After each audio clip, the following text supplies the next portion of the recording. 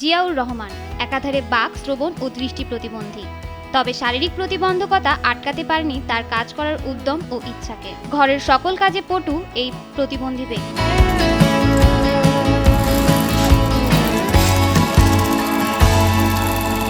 অসম্ভবকে সম্ভব প্রমাণ করে কখনো করছেন প্যাকেট সেলাই, আবার কখনো বিজলি কাটছেন, আবার কখনো বা ঝাড়ু দিচ্ছেন ঘর। স্ত্রীর সাথে বাড়ির সকল কাজে সহায়তা করে অনন্য এক দৃষ্টান্ত স্থাপন করেছেন এই বাক, শ্রবণ ও দৃষ্টি প্রতিবন্ধী। বলছি ঝিনাইদহের ৪৫ বছর বয়সী জিয়াউর রহমানের কথা।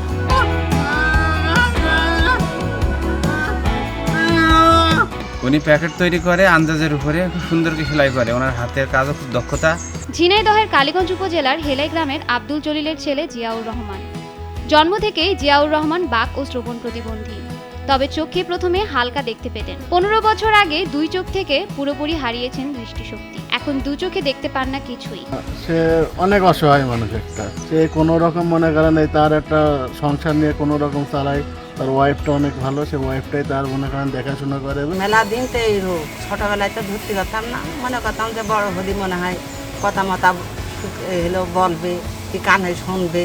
আগে যতটুকু দেখতে পারতেন তাই দিয়ে ভ্যান চালিয়ে বাসাবাড়িতে কাঠের গুঁড়া পৌঁছে দেওয়ার কাজ করতেন তিনি। কিন্তু চোখের দৃষ্টি একেবারে চলে যাওয়ায় সেই কাজ হারাতে হয় তাকে। তবুও জীবনের নিষ্ঠুরতা আটকাতে পারেনি জিয়াউরের কর্মোদ্যমকে। থেমে নেই তিনি। হাতের আন্দাজে প্যাকেট সেলাই করা, গরুর খাদ্য বিচলি কাটা, ঘর গোছানো ও ঝাড়ু দেওয়া তার এখন নিত্যদিনের কাজ। ওই ঘরটা পরিষ্কার করে, এক ঘর মনে হয় কতবার ঝাড় দেবেন দিনের মধ্যে, ঝাড় দিয়েই যায়। আবার ওই খাট মাঠ গুছানো গাছানো, কাপড় চোপড় জুট করে ঘরের মধ্যে গুছানো করে থোয়া, সব উনি করে।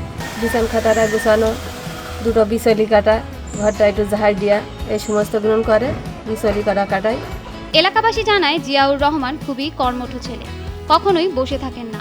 বাড়ির সকল কাজে স্ত্রীকে সহযোগিতা করার পাশাপাশি হাতের আন্দাজে বেশ কিছু নিখুঁত কাজও করে থাকেন তিনি। চোখেও দেখতে পারে না, কোথাও শুনতে পারে না, বুঝছেন? যাই কিছু করে হাতের আন্দাজে করে। জিয়াউরের ঘরে রয়েছে এক ছেলে ও এক মেয়ে। মেয়ের বিয়ে হয়েছে কিছুদিন আগে। ছেলে সেলাই মেশিনের কাজ করে।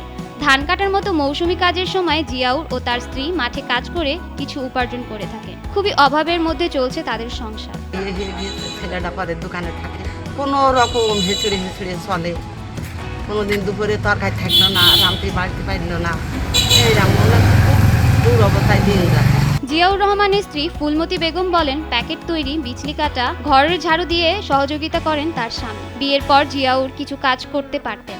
বাইরে টুকটাক কাজ, বাজার করা, এগুলো করে সংসার চলতো তাদের। এরপর হঠাৎ দৃষ্টিশক্তি হারিয়ে পুরোপুরি সব কাজ বন্ধ হয়ে যায় তার। চোখের পরিস্থিতি এরকম অবস্থা হয়ে গেল, সে আর চলাফেরাই করতে পারে না, বাজার ঘাটেও যেতে পারে না, ভ্যান রিক্সাও সে চালাতে পারে না, আবার কাজকামও করতে পারে না। একদিন সড়ক দুর্ঘটনার শিকার হন জিয়াউর। গাড়ি ধাক্কা দিয়ে চালক তাকে মৃত মনে করে সেখান থেকে পালিয়ে যায়। এরপর সেখানকার লোকজন তাকে হাসপাতালে নিয়ে আসে। এরপর থেকেই পুরোপুরি বন্ধ হয় তার বাইরের কাজ। গাড়ির তলে যখনই চলে গেল, গাড়িওয়ালা তো মনে করলো মারাই গিয়েছে। এবারটা গাড়িওয়ালা গাড়ি খেলাতে চলে গেল। যাওয়ার পরে আপনার গাড়িওয়ালা চলে গেলি, ওখানকার লোকজন লেবেতে সেই গাড়ির তলতে টেনে বেরোতে নিয়ে এসে হাসপাতালে তুলে তুলে তখন সেখানটা চিকিৎসা দিয়ে বাড়ি নিয়ে আসা হইল তার। এরপর সংসারের হাল ধরতে হয় স্ত্রী ফুলমতিকে। মানুষের বাড়িতে কাজ নেন তিনি। এরপর জমানো টাকা দিয়ে কেনেন গরু, বিয়ে দেন মেয়েকে। বাড়ি কাজ নিলাম, পরের বাড়ি কাজ করতাম।